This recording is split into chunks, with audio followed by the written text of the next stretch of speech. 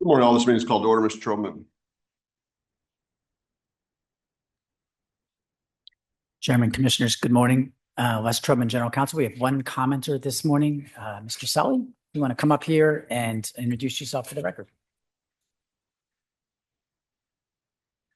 Good morning, Commissioners. My name is Lou Celli. I'm the Vice President of Vision Dallas.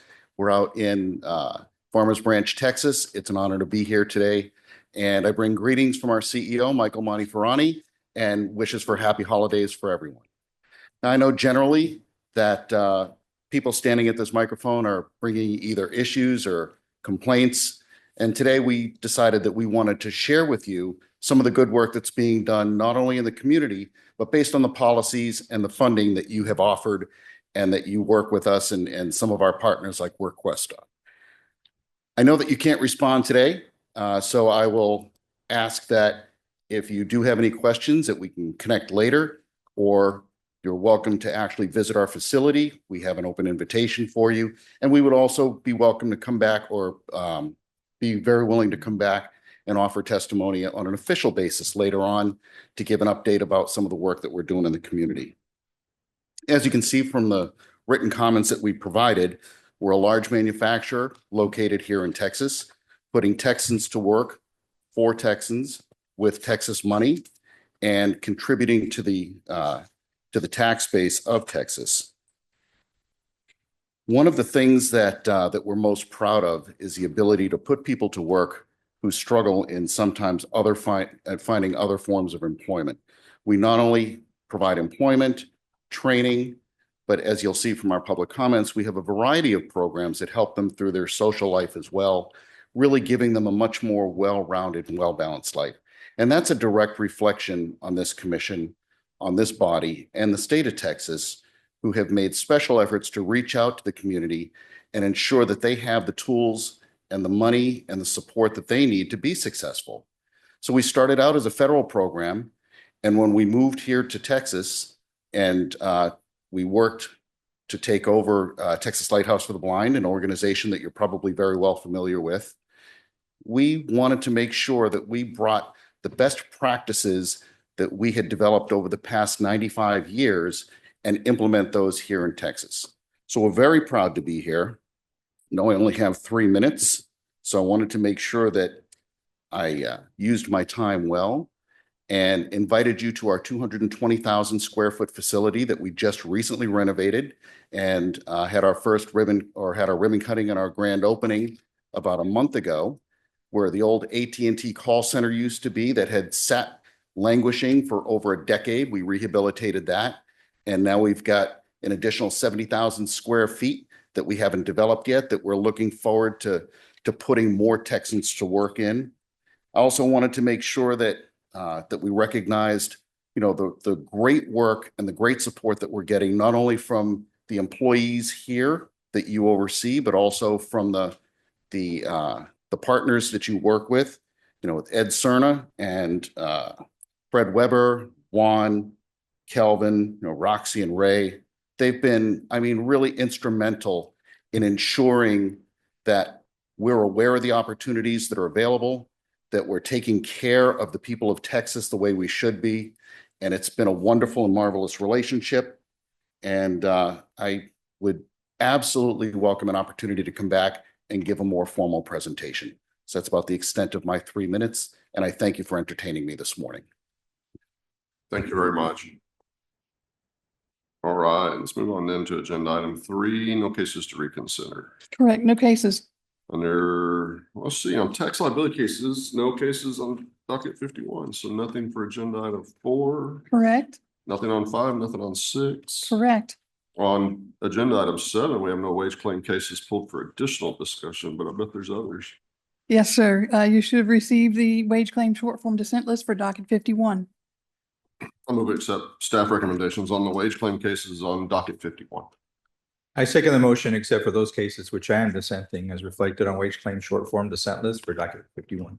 I concur with the chairman's motion, except for the cases on which I'm dissenting as reflected in wage claim short form dissent list for docket 51. Motion passes with the exceptions noted. Let's move to agenda item 8, consideration of unemployment insurance cases on docket 51. Please proceed when you're ready. Case number 3061234, Commissioner Trevino. The decision is not correct, although the claimant was a few minutes late in getting registered for the AT1 hearing. This hearing was not scheduled until nearly a full year after the claimant filed her appeal. Given the commission's delay in scheduling the hearing, the claimant should be given small grace period for registering just a few minutes late, and good cause to reopen the hearing should be granted so that merits testimony and evidence from AT2 can be considered. Reverse the AT, claimant had good cause for AT1, resubmit. The AT decision should be affirmed. The claimant gave conflicting reasons for missing the first hearing, but the best evidence shows that she failed to call in for the hearing according to the instructions with the hearing notice. That doesn't constitute good cause for missing a hearing. Prior terminations remain in effect. Accordingly, we should affirm the AT decision. The claimant did not have good cause to miss the first hearing. The claimant was ineligible for PUA benefits beginning December 20th of the year 2020, and void the duplicative termination dated May 27th of 2021. Claimant did not establish good cause for AT1, PUA not eligible beginning December 20th, 2020, void the May 27th, 2021 determination. Short form dissent. Yes, sir. Case number 3630465, Commissioner Sparsa. The AT decision should be reversed. While the claimant tendered a resignation letter, it was under the condition that she could resign or be terminated. As such, this case should be reviewed as a discharge. The employer's risk management coordinator stated the claimant was reported to have slammed the brakes of a bus intentionally, causing injury to children who were on board. The risk management coordinator added that this was a dischargeable offense because it caused injury to minors. Since the employer was the only party at the hearing, and as a result, the only party to provide sworn testimony, its testimony should be given greater weight. We should therefore reverse the AT decision, misconduct reimbursing employer not billed, adequate employer response. The decision is correct. Although the employer alleged that the claimant was discharged for intentionally slamming on the brakes of a school bus, the employer presented no testimony or evidence to support this allegation and failed to appear at the rehear to the commission previously granted them to provide further evidence. The claimant's statements to the commission clearly indicated that while she was attempting to instruct an unruly student to sit down and stay away from the service door, she had to quickly hit the brakes to stop the bus because there were other children walking by, and that she immediately reported the incident to her supervisor. Therefore, the employer has not met its burden of showing that the claimant's actions amounted to any misconduct connected with the work. Affirm the AT, no misconduct, bill reimbursing employer. No misconduct, bill to reimbursing employer. Short form sent. Yes, sir. Case number 3641184, Commissioner Sparsa. The AT decision should be reversed. Absence due to illness with proper notice to the employer is not misconduct connected with the work. However, that did not happen in this case. Claimant made an attempt to notify the employer of his absence, but his attempt failed.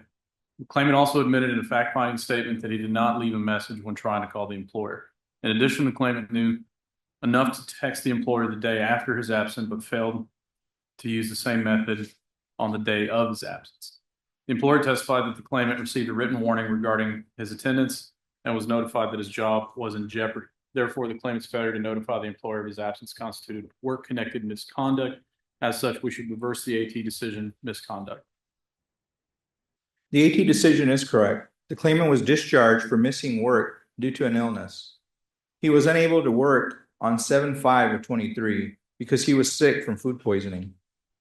The claimant called his team lead twice by phone, attempting to properly notify the employer of his need to be absent due to illness, but the employer did not answer or return his phone call. Therefore, the claimant's inability to work due to personal illness was not misconduct connected with the work. Affirm the AT, no misconduct. Misconduct.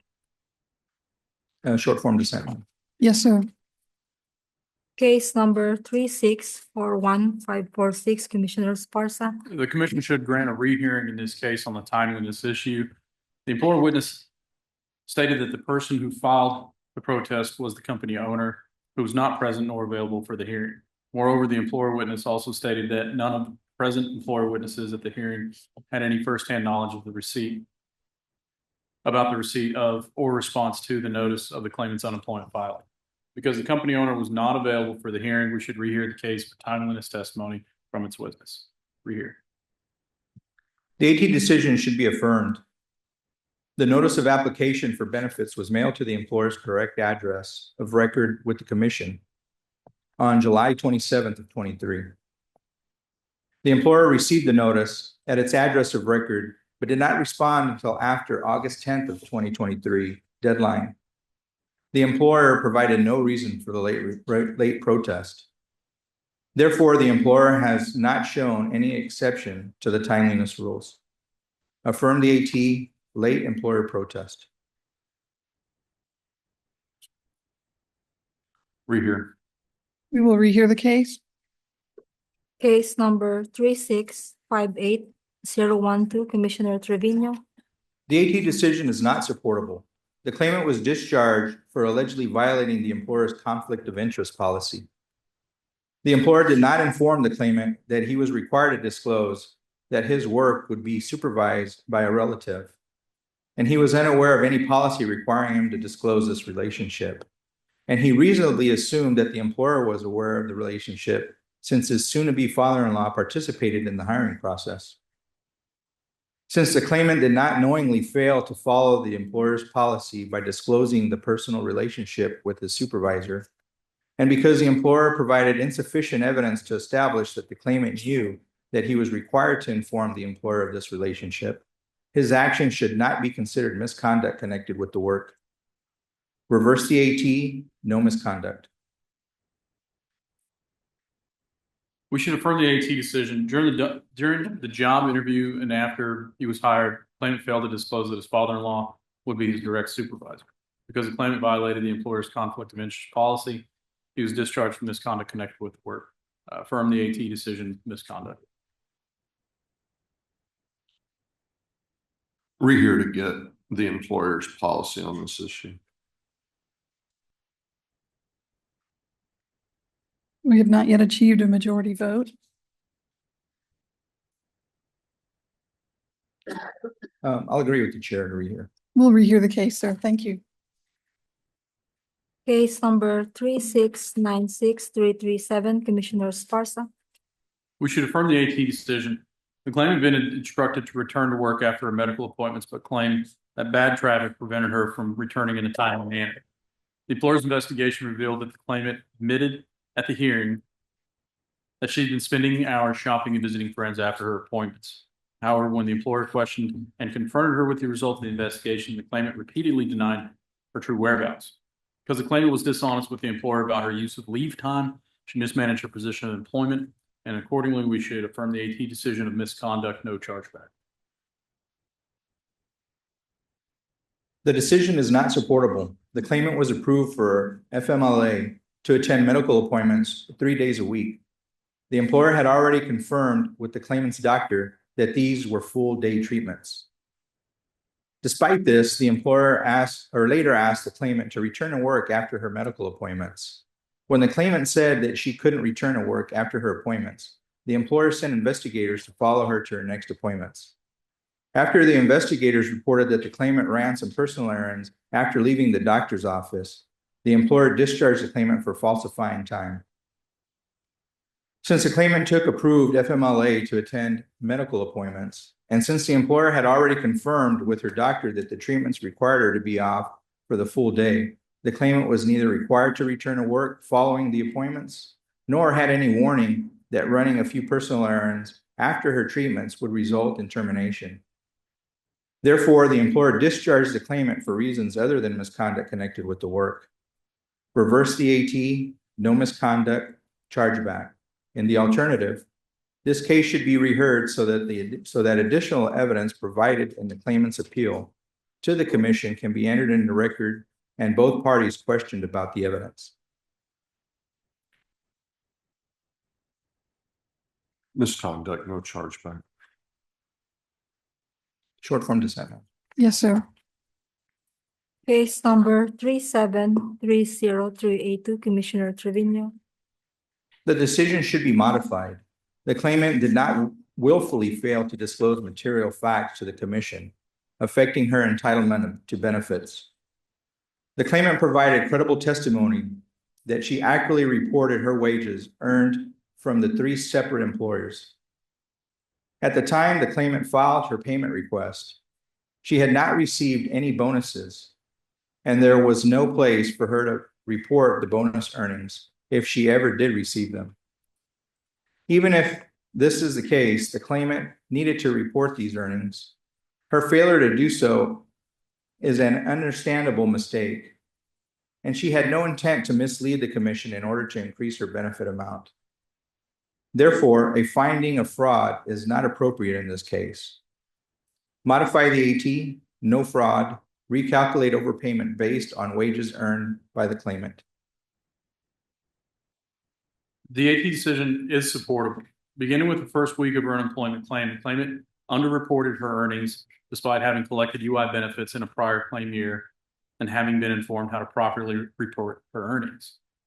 Most of the claim weeks in the relevant claim period had underreported earnings as well. The evidence supports the AT's finding that the claimant willfully misrepresented her earnings, and accordingly, we should affirm the AT decision. The claimant committed claim fraud beginning July 10th, 2022, and an overpayment of $8,260. Fraud, forfeiture, overpayment. Short form dissent, ma'am. Yes, sir. And that was the last unemployment insurance case pulled for additional discussion on docket 51. You should have received the UI short form dissent list for docket 51. I move to accept staff recommendations on the remaining UI cases on docket 51. I second the motion, except for those cases which I am dissenting, as reflected on the UI short form dissent list for docket 51. I concur with the chairman's motion, except for the cases on which I am dissenting, as reflected in UI short form dissent list for docket 51. Motion passes with the exceptions noted. Thank you, gentlemen, and happy holidays. Thank you very much. You too. Brings us to the end of agenda items 1 through 8. We'll take a short recess.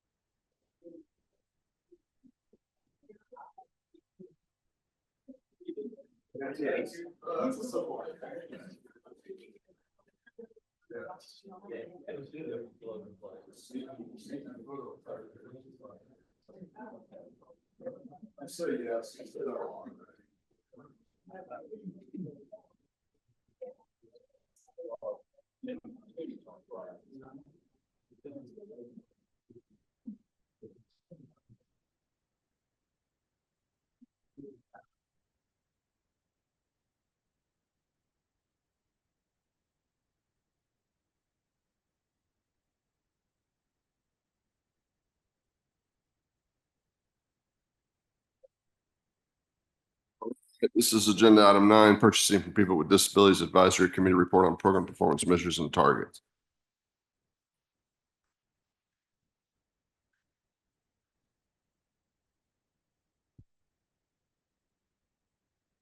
Good morning, Commissioners, Mr. Serna, Juan Garcia with the Voc Rehab Division. The Texas Human Resources Code, Section 122.0057, and the Purchasing from People with Disabilities, or PPD, program rules at Section 806.21 charge the PPD Advisory Committee with the responsibility of assisting the Commission in developing performance measures for the program. The committee is also required to report to the commission any findings or recommendations that it may generate related to the program. To that end, the committee has completed its work on developing recommendations on performance measures for the PPD program, and we are here to present to you our report on that work. This is for your information only, and no action is required on your part. With us this morning is the chair of the PPD Advisory Committee, Mr. Platt Allen, to give you his remarks on the report. At the conclusion of Mr. Allen's remarks, we're available to answer any questions you might have. So with that, I hand it over to Mr. Allen. Thank you. Well, good morning. Thank you for allowing me some time on your agenda. As Juan said, I'm Platt Allen, and I've had the honor and privilege to serve as chairman of the Purchasing for People with Disabilities Advisory Committee. As I'm sure you're aware, and as Juan just said, the Texas Administrative Code outlines the duties of that advisory committee. Two of those tasks are, one, to develop program measures to evaluate the state use program and targets for those measures. The second is to recommend criteria for approving CRPs for participation in the program. At this time, the committee does not find any reason to recommend any changes or modifications to the criteria currently in use to certify CRPs for participation in the program. We're satisfied with the criteria as they are being applied today. Our recommended measures and targets are outlined in the report provided to you by Juan Garcia, the manager of the State Use Program, and Kelvin Moore, the Office of Disability Employment Strategies. The committee would like to publicly thank both Juan and Kelvin for their administrative guidance and concern as we navigated the process of making these recommendations. As the committee took up the task of establishing performance measures and associated objectives, we decided to appoint a subcommittee to tackle the task. We were lucky to have a leader of a CRP, Jim Meehan, a representative from HHSC, Blanca Flores, and an advocate representative in Monica Minshaw agree to serve on that subcommittee with myself. The subcommittee took on the tasks one at a time. The first task was to identify the performance measures to evaluate the program. The subcommittee took a great deal of guidance from the code in the measures that were identified as must considered. In the end, we settled on these measures as our recommendation for the full committee. Prior to making that recommendation, we consulted with WorkQuest as the collector of data from CRPs and TWC's Department of Information, Insight, and Innovation to ensure that the measures were able to be collected and they would provide the information insight to evaluate the program. Both of these organizations have our gratitude for their insight and guidance. Once the measures were approved by the larger committee, the subcommittee was then tasked with identifying objectives for the measures. With the assistance of WorkQuest, we reviewed current performance trends and took recommendations of what would be stretch targets that were still attainable. One element that was not included in our recommendations is a measure that and target related to the 14C sub-minimum wage employment, since WorkQuest has enacted rules prohibiting the use of 14C certificates on all state use contracts. Therefore, it's the duty of the committee to recommend these measures and targets to you for consideration to evaluate the Texas State Use Program known as Works Wonders. Thank you for your time. We're happy to answer any questions. Thank you very much. Are there any comments or questions? No questions. Just thank you, Mr. Allen, for your work on this. Look forward to seeing the information that you present next time. Thank you. Thank you. No question. Thank you. Thank you very much. Thank you. Thank you. This is agenda item 10, federal waiver request and related amendments to the fiscal years 2025 through 2027 Child Care and Development Fund State Plan. Good morning, Chairman Commissioners. Reagan Miller with the Child Care and Early Learning Division. Commissioners, in April of this year, the Office of Child Care issued new Child Care Development Fund federal regulations. They included many new requirements that states are required to implement, including paying based on enrollment, paying providers prospectively, capping the parent copay at 7%, and using grants and contracts to deliver some types of services. OCC understood that these new requirements would take states time to implement. States would need to modify both their policies and their automation systems. So they issued instructions to states on how to request transitional waivers of these new CCDF regulations. Today, we're bringing forward waivers and corresponding amendments to the CCDF state plan based on this federal guidance. I do want to point out that Texas is actually ahead of the curve as compared to many other states. We've been paying based on enrollment since 2017, so many, many years. Secondly, one of the biggest changes is paying providers prospectively. When the regs were implemented, there were only 3 other states that were paying providers prospectively. We plan to move to prospective payments before these final regulations were issued with our rule changes in October 2022. So we are well ahead of the curve. We do have that policy in place, and now we'll need to implement that with the launch of our TWC system. And we also modified our rules in October 2022 to set a parent copayment, capping it at 7% for families, but we did this for 1 child. And then we allowed a scaling if you had more than 1 child up to 12%. We implemented that before these regulations were implemented. However, when these final regulations came out, the Office of Child Care instructed states to set the cap at 7% regardless of the number of children. So we actually already modified our rules. Those rules went into effect this past July, and we'll now proceed with implementing these in our new automation system, TWC when it launches in January. So these waivers before you today outline those changes that we need to make and how the timeline for those will go into effect with the launch. I do want to point out that there's one waiver that we're requesting regarding the requirement to provide child care through grants and contracts that we will need to develop new strategies to implement. The legislature authorized the use of contracted slots by local boards through a statutory change in 2019, and TWC promulgated rules to implement this statutory change. Since that time, only 1 board has implemented contracted slots, and that was a very small pilot that the board did not continue. Since we already have state law and TWC rules that permit the use of this model, but there hasn't been interest in implementing this model, we will have to take some time to consider how to best to implement this new federal requirement. So that's a little background, and with your approval, we will submit our waiver request to the Office of Child Care along with the new Appendix 1 in the CCDF state plan, and I'm happy to answer any questions. Any comments or questions? None here. No questions. So my general preference obviously is that we would do our work on time and we wouldn't need waivers. My general understanding of this is, however, that the federal government passed a new or put out a new regulation and with the full expectation that we wouldn't be able to accomplish that during the immediate time period. Yes, sir.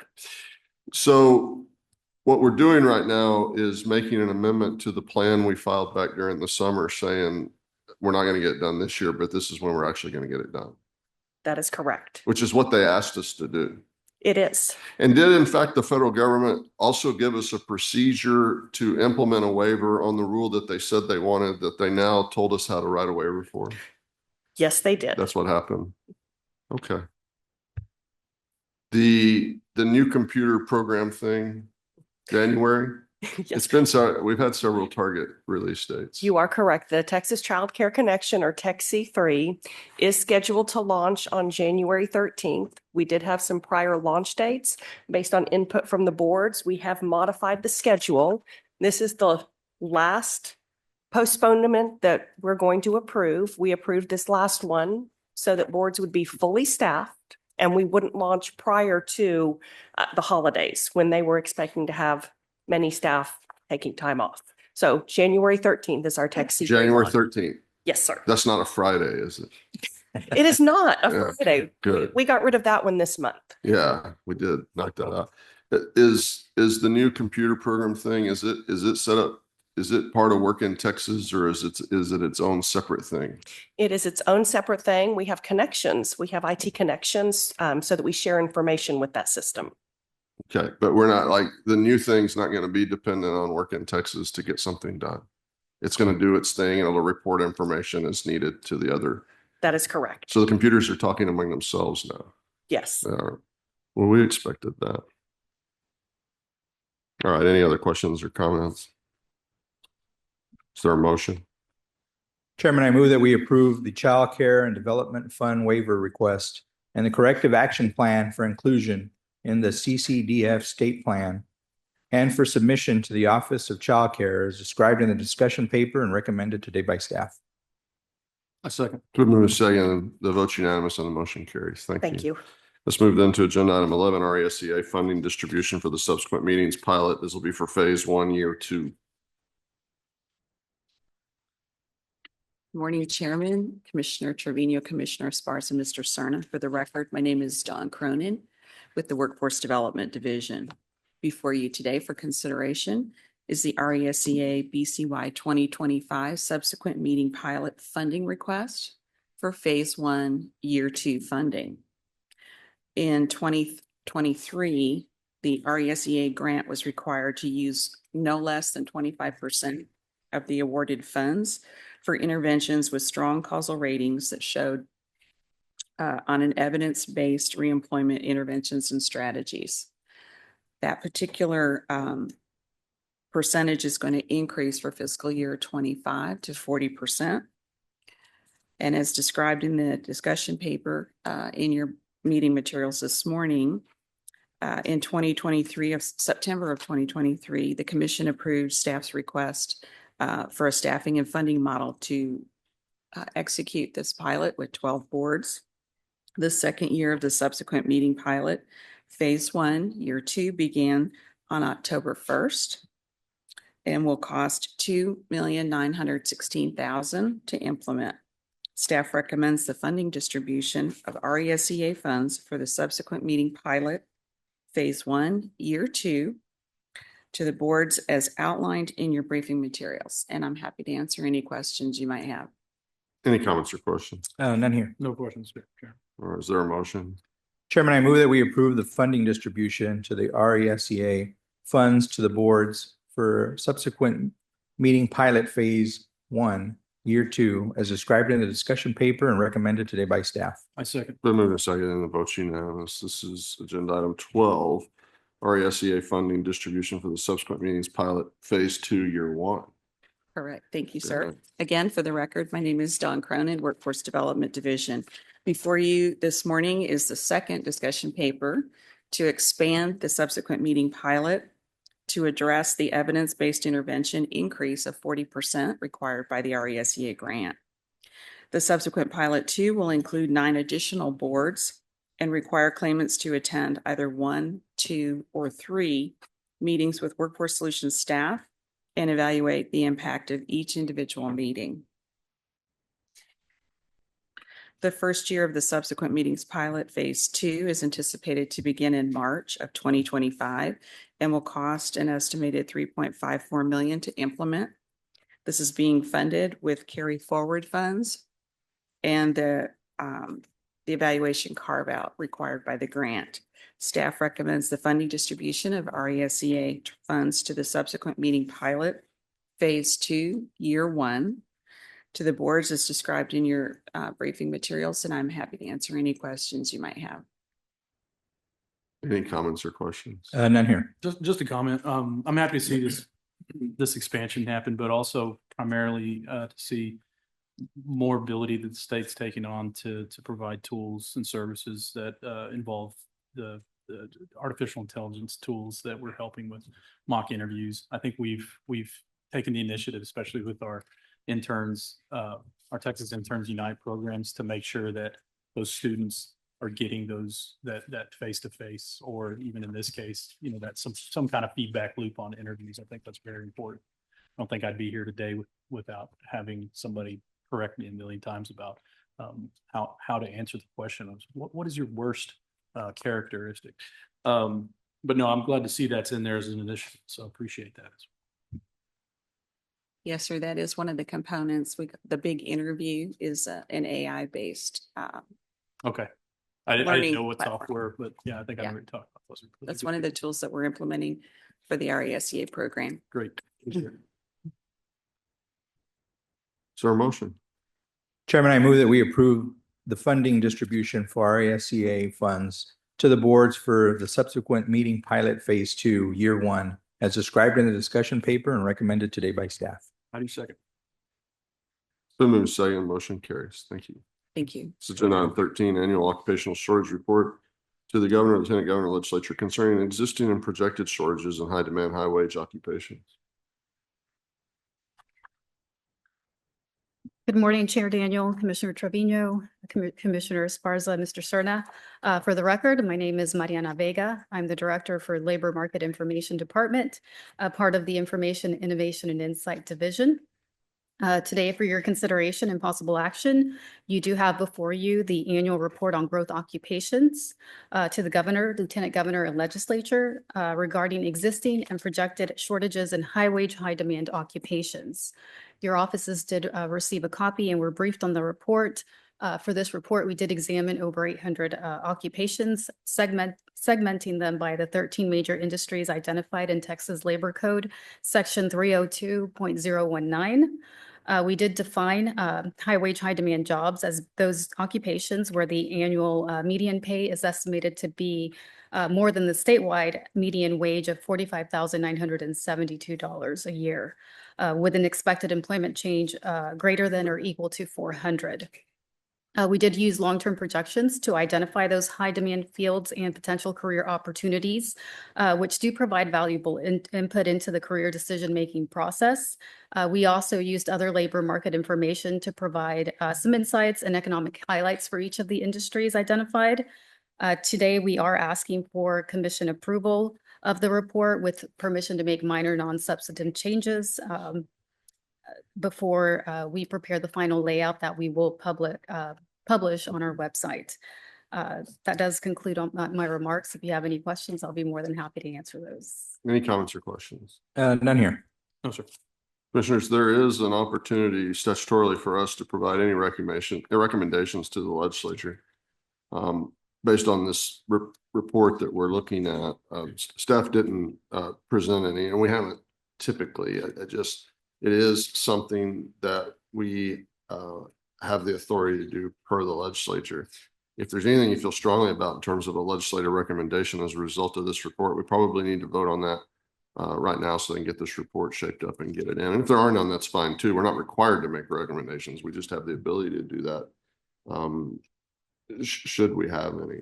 The only thing I can really think of from my own perspective that I would see as a recommendation, but I don't think we're there yet. I think we need a good comprehensive plan and the necessary legislative authority to do more types of data gathering and expand our abilities to provide that kind of data to businesses and others in the state. I'll be thinking about that over the next year. And certainly as we enter this legislative session, it would be very premature for me to do that for this legislative session. I throw that out there simply so we can fulfill all the aspects of this statute. I think staff's prepared a good report, and I think the report certainly stands on its own merits, and I'm comfortable sending it over as is. Any further commentary? No, thank you for that, Chairman. Keep that in mind for next year. Is there a motion?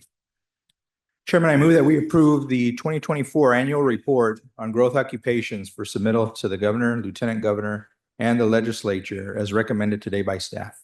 A second. To move second, vote unanimous and motion carries. Thank you. Thank you. So agenda item 14, this is dealing with the unemployment trust fund and the 2025 unemployment tax rates.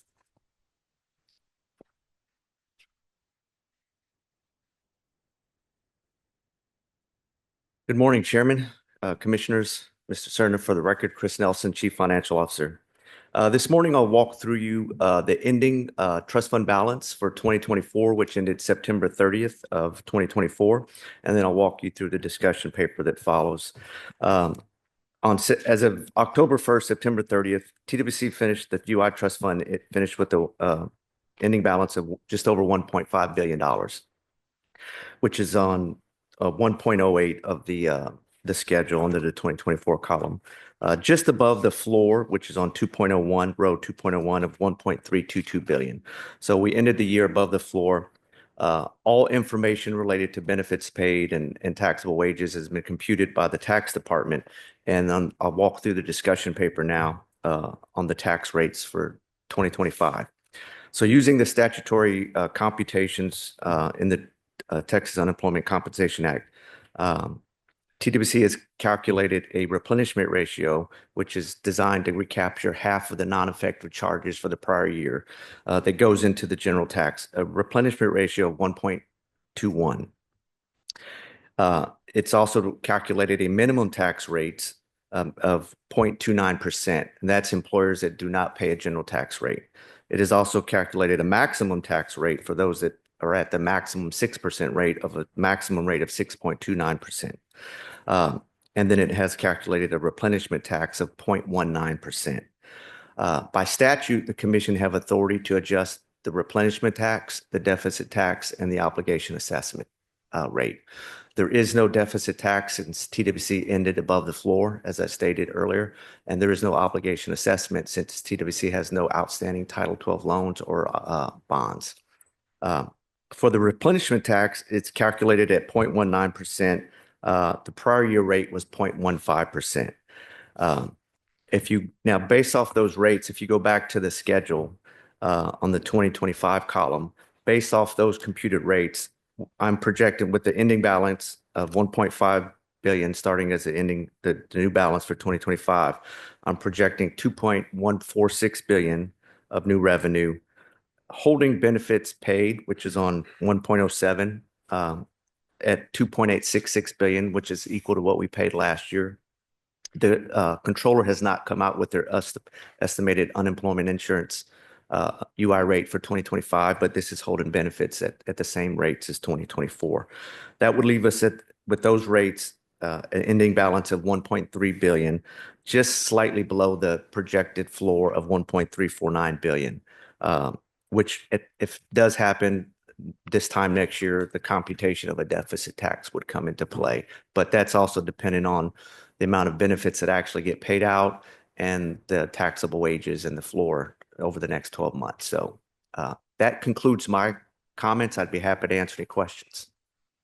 Questions or comments? Chris, I'm noticing that the projected trust fund balance for 2025 is slightly below the estimated floor with the current suggested RTR rate of 0.19%. Could you elaborate on the potential impact of this shortfall and how it might be addressed? I'm also interested in understanding the relationship between the RTR and the trust fund's health. So for your first question, could you rephrase the first question? Yeah, I was wanted to know if you could elaborate on the potential impact of the shortfall. So the impact, it's pretty minor at this point. If I'm projecting a 16.8 million below the floor, two things that could happen over the next 12 months. The benefits paid of projecting of 2.8 billion, if that's lower, then we won't be below the floor. The other thing that could happen is you could see a growth in the economy and the taxable wages increase. So if you're multiplying a tax rate by a larger amount, you'll get more revenue. So two variables that could dictate where that floor value is next year are kind of things that we'll have to that we monitor, and I'll come back with updates on throughout the year. As far as the replenishment tax, it's designed to recapture half of the non-effective charges from the prior year. Right now, that tax is projecting to recoup about at 0.19, roughly $247 million is about what it would bring in to the trust fund. It's the smaller component. General taxes comprise the largest portion of contributions to the trust fund. Okay, thank you. Yeah, Chris, thank you. Thanks for allowing me some more time. I know more time, and especially around our conference, to do some more calculations and consider the options that we're able to approach for this. I think the idea here is, obviously we are continuing to work to help employers to maintain the growth and take advantage of the growth that the state of Texas has had in the past couple of years after COVID. I wanting to consider the option to make sure that we do allow to have the employers. And I know it's a balance right now with what we're trying to do here, and to provide employers with money that they're able to use to grow, to hire, to expand and hire and pay payroll, and to grow their business is the more prudent option that I want to take in this time. So again, thanks for letting me take time to understand all the different options that we had available to this. But yeah, for that reason, when I stated, I believe we should maintain the replenishment tax at 0.15 for the year 2024, which it is the same here in the year 2024. I'm confident in the work that we do to help employers and to allow the local workforce solutions folks to address the services that they provide employers and job seekers. I think we should be able to see that. So, Chairman, if you allow me, I'd like to make a motion for it to remain at 0.15. Okay. We have a motion to set the replenishment tax rate at 0.15. Of course, the ETIA will be set at 0.10. I second that motion. Is there discussion on that motion? So we would be setting, the motion would be to set the replenishment tax rate for 2025 at 0.15, which is where it was in 2024. ETI would of course be set at 0.10. You didn't say that in your motion, but it has to be set at 0.10. Thank you for that. And any discussion on that motion? Hearing no discussion, we'll proceed to vote. Let's go ahead and take a vote. I vote aye on the motion. Commissioner Trevino? I vote no. Okay. I vote aye.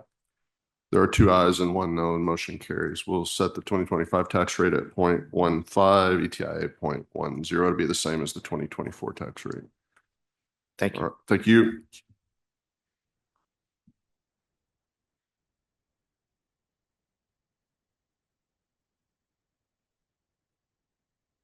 You beat me to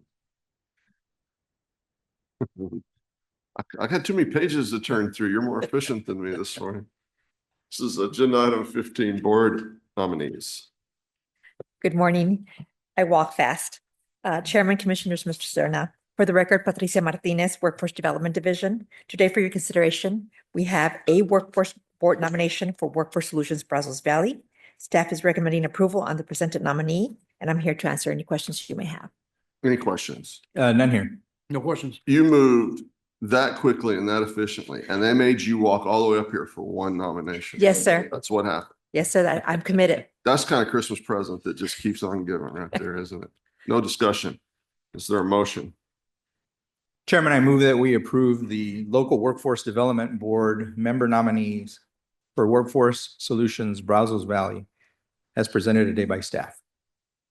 I second. It's been moved and seconded. The motion carries. Thank you. It's agenda item 16, acceptance of pledges for board contract years 2024 and 2025 child care matching funds. Good morning, Commissioners, Mr. Serna. For the record, Stephen Sager, Workforce Development Division. In accordance with federal regulations and Texas Administrative Code, Chapter 809, Child Care Services, TWC encourages the boards to secure and submit local matching funds to TWC in order to receive a portion of the CCDF funding. Supporting documents will include 41 BCY 25 match agreements from 10 boards: Dallas, Deep East Texas, Golden Crescent, Gulf Coast, Lower Rio Grande, North Texas, North Central Texas, Northeast Texas, South Texas, and Texoma, totaling $14,960,890. Boards have secured 43.6% of the statewide child care local match target for BCY 25, and 12 boards have secured at least 50% of their target. Staff is recommending that TWC accept childcare pledges for expenses for BCY 25 in the amount of $14,960,890. Happy to answer any questions. Any comments or questions? No comments, but I was remiss last time you testified, was your first time, so I'll give you that opportunity to answer any other questions that you might have. I don't have really any questions, but I just wanted to point that out and I wanted you to feel left out. Well, I appreciate that. Thank you for the. Is it the presenter's first time to present before the commissioner, or the first time the commissioners recognize that it's the presenter's first time? It's I the don't know. latter. We'll get. I dropped the ball last time. No, I don't think you dropped the ball at Yeah. all. We're going to need some sort of documentation from the general counsel's office on what the interpretation of this ruling is. But I feel like you did the right thing by bringing it up. Yeah, absolutely. Comments or questions? Mr. Cerna, on the Jerry Lewis Labor Day telethon, remember that from the 70s? Whenever they announced the new number, they always had this quite fanfare from like a live orchestra. I feel like the quality of this item would, maybe not a live orchestra, but it's a big number, 14 million in matching funds, big number. All right, is there a motion?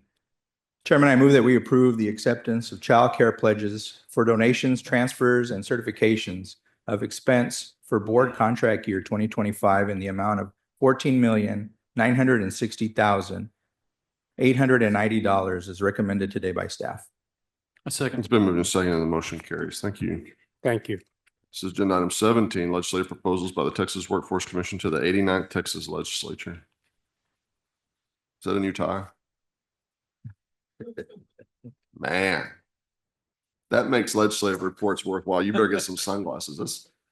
That's brighter than the annual meeting right there.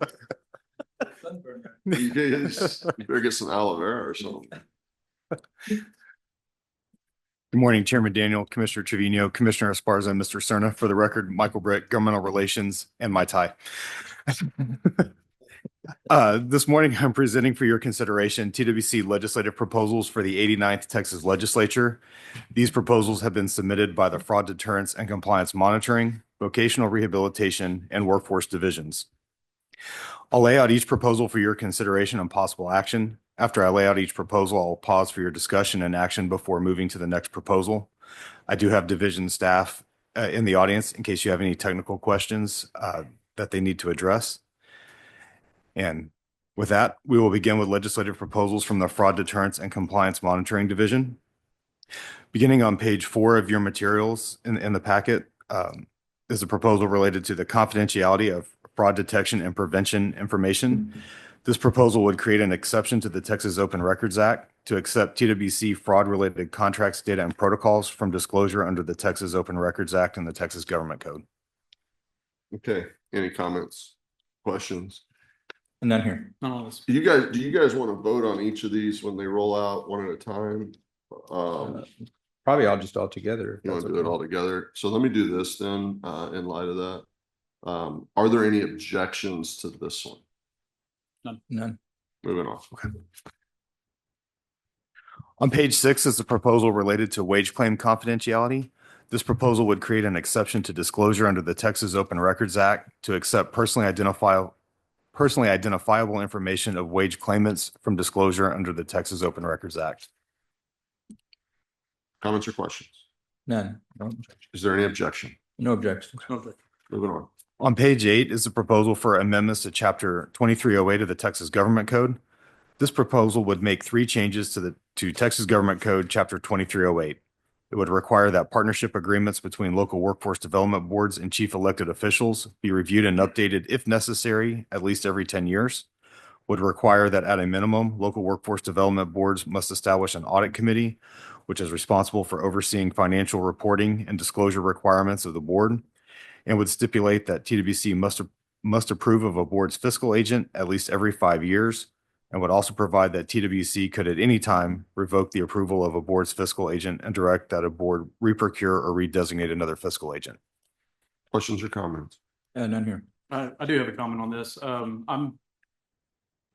I'm going to ask that, or I'm not going to support this amendment on this legislative recommendation on this, only because I think the the idea, I definitely trust the audience and the work that we have with the local workforce boards. I feel like this puts a little bit more work on their back when it comes to it. I definitely want to take the approach of allowing them to get to focus on the work they need to be doing, and remove any type of additional government oversight on when it comes to these specific issues. So there's my comments. All right. On page 11 is a proposal related to childcare and vocational rehabilitation improper payment collections.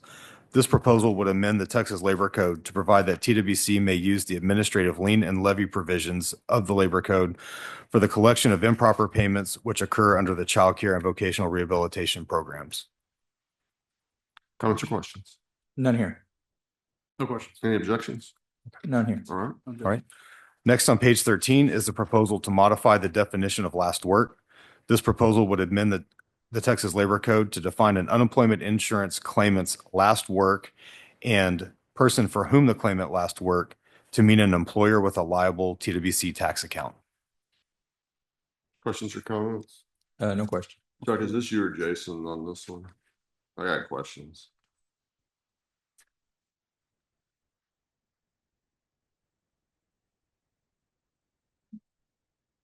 Good morning, sir. Commissioners, for the record, I'm Chuck Ross, Texas Workforce Commission. All right, Chuck. So we did something a few years back. We're still trying to address this issue. What we did a few years back, if I'm right on this, it didn't work. In fact, it created a different kind of abuse of the system. So we're trying to roll something back here because we're looking for an enforcement mechanism. Is my understanding of this correct? Correct. Prior to 2011, the definition of a last employer was wide open. It could be anybody that the claimant named as their last work. In 2011, we modified that to stipulate that to be the last employer, it could be a covered employer or it could be somebody that the claimant worked for 30 hours in a week. And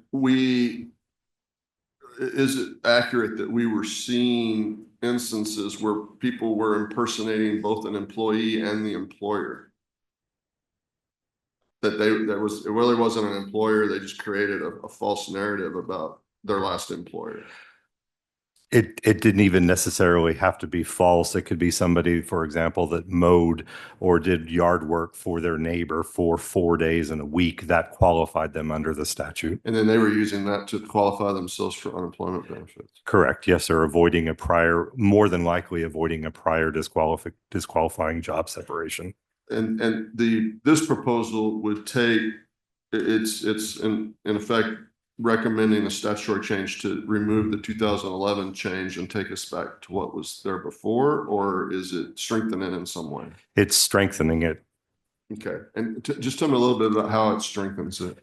So it strengthens it by having the last employer be a covered employer. Prior to 2011, it didn't have to be. It could be anybody. The coverage didn't matter. So this proposal requires the named employer to be a covered employer. More than likely, in the vast majority of cases, that's going to be the claimant's very last employer in the base period that's covered. The thinking is that the employer will have more likely respond to the claim because they have liability for benefits paid. All right. Thank you. Are there any other comments or questions? None here. Are there objections to this proposal? None here. All right. Thank you very much. Next on page 16 is the proposal related to establishing fraud, waste, and abuse detection and prevention for all TWC programs.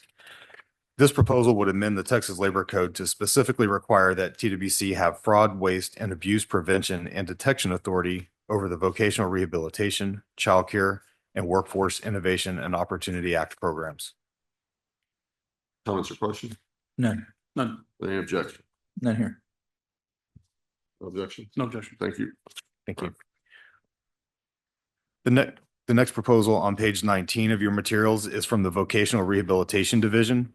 This proposal would preserve procurement authority for goods goods and services to VR programs. Specifically, it would provide TWC with authority to acquire goods and services by entering into contracts as necessary to perform any of TWC's powers or duties under the VR program. Further, the proposal would allow TWC to enter into direct negotiations with a qualified vendor for the diagnosis and treatment of a physical or mental impairment of a VR customer if TWC does not receive responsive applications for hospital goods or services contracts under the VR program in a specific area of the state. Both of these authorities have been provided to the VR program when the program was administered by the former Department of Assistive and Rehabilitative Services. Recent statutory cleanup has removed the linkages for TWC to use the existing statute, which has created the need for these provisions to be included under the VR program for the authority to continue. Comments or questions? None here. Any objection? None. Moving on. All right, thank you. The next proposal on page 37 begins Michael, proposals if I from. could interrupt you. In my Yes, sir. book, it says Cheryl Fuller is the director of the VR program. I don't think she's had a change of heart. So before it goes over there, we'll just. Yes, sir. The next proposal on page 37 begins the proposals from the Workforce Development Division. This first proposal is related to the Reemployment Services and Eligibility Assessment Program.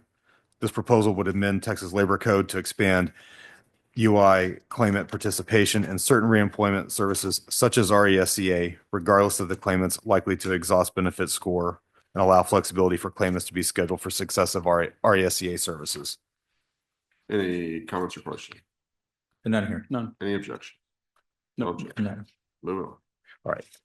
The next proposal on page 39 related to career schools and colleges. This proposal would amend the Texas Education Code to remove references to the Texas Guaranteed Student Loan Program, as well as remove references to reporting requirements that were specific to that institution. This change will align the statute with the repeal of the original mission, the Texas Guaranteed Student Loan Program that occurred in 2013. Comments or questions? None here. No objections. Is there objection? No objection. No objection. Moving on. On page 41, the proposal will amend the Texas Education Code to revise information posted on TWC's online career school directory. This proposal would require TWC to post for the last 3 fiscal years, any revocation of program approvals, or revocations of any certificates of approval for career schools and colleges, in addition to the existing reporting requirements already under the statute. Comments or questions? None here. No, sir. Are there any objections? None. None. There are no objections. All right. On page 43, the proposal relates to licensing investigations for a career school that does not have a physical location in the state of Texas. This proposal would allow for TWC to satisfy the requirement for a licensing investigation if the school or college has fulfilled the requirements of an investigation at their premises by the licensing entity in the state that they are physically located. Any comments or questions? None. None. Are there any objections? Not here. Moving on. All right, thank you.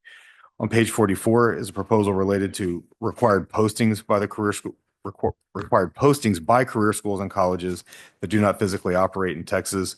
This proposal would amend the Education Code to require that a career school or college that does not physically operate in the state but is available online must post on their website homepage that the college is not regulated in Texas and provide the name of any regulatory agencies that have oversight over the program. Comments or questions? None here. No. Are there any objections? None here. No All right. question. Right. And last, on page 45, is the proposal related to the Texas Industry Recognized Apprenticeship Program. This proposal would amend the Texas Labor Code to remove references to the U.S. Department of Labor Industry Recognized Apprenticeship Program. Also make changes to the program's operations to allow for employers to be reimbursed for training costs while training is ongoing, rather than not being eligible for reimbursement until after the training and the requisite post-training employment period is ended. Comments or questions? None. No, sir. I have some questions. Can somebody Okay. come up and answer my question? Yes, I'll ask Mary York to join us up here.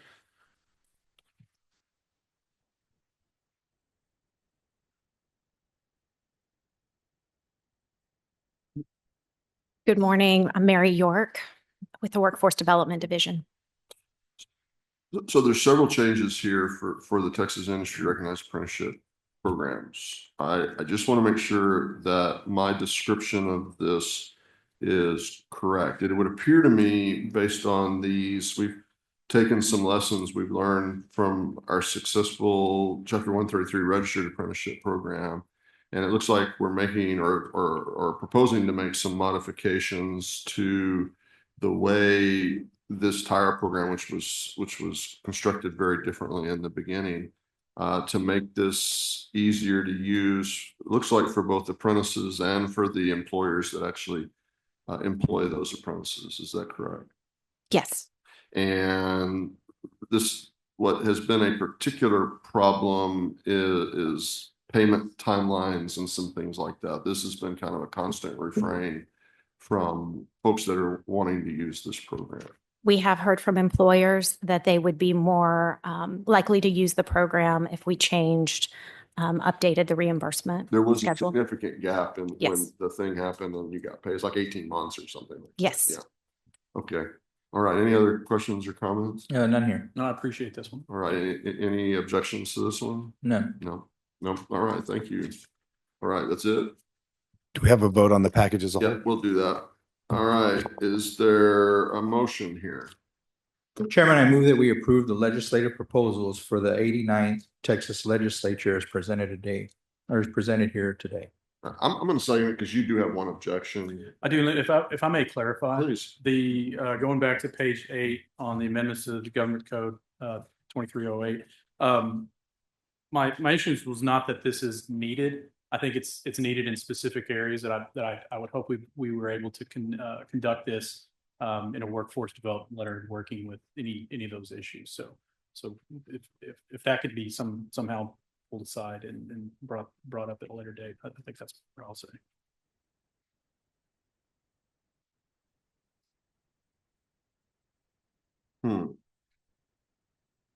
We're doing this as a whole. Yeah, let's, I'm actually in favor of what we're trying to do here. So if you don't mind, actually, we've already discussed that there's no objections. I'd be voting for the motion. Will you be voting for your Yes. motion? And then we'll just put your objection on the record to this one. And I thought you did a great job of articulating what your concern Okay. was. So I yeah. appreciate it. All right. So that votes then, with the exception of Commissioner Sparsa's one objection, that vote's unanimous and that motion carries. Thank you. Thank you very much. Do you have any other legislative reports for us? Yes, sir. Good I luck. promise this one will be much shorter. Oh, I'm sorry. Good luck. Good morning again. For the record, Michael Rick, Governmental Relations. Quick update on federal government funding. Federal government funding is set to expire this Friday at midnight. Congressional leaders are working on a continuing resolution that is expected to fund the government at current funding levels into the new year. CR has not been released yet, but we will certainly keep you updated as that is released and moves through the process through the remainder of the week. Thank you. All right. Is there an executive director's report? Not a report, just a statement. I want to wish happy holidays to each of you and your families, as well as all of our TWC employees and their families. And that is all I have. Well, I'll take a Merry Christmas anytime. Yeah, me too. Is there any other order of business coming for the commission? I'll just echo what Ed said. Wish everybody a Merry Christmas and Happy New Year. Thank you, Chairman. I just want to highlight, so I truly enjoy working with the folks in this building on a daily basis. And I mean that with 100% sincerity, but I want to recognize two exceptional TWC employees today. They both happen to be in Commissioner Trevino's office, but not only do I applaud, I encourage the wearing of Santa Claus hats to meetings. It's the one day of the year you can do that. I saw that. I was getting there. I was getting there. And when you can make that a Texas Tech Santa Claus hat, that shows not just a superior sense of style, but a wonderful exhibition of intelligence. So Rackham Tech, happy Merry Christmas, Santa. Happy holidays to you. Anything else come for the commission? If not, we need a motion to adjourn. Chairman, I move to adjourn. I second. It's been moved and seconded to adjourn, and we are adjourned.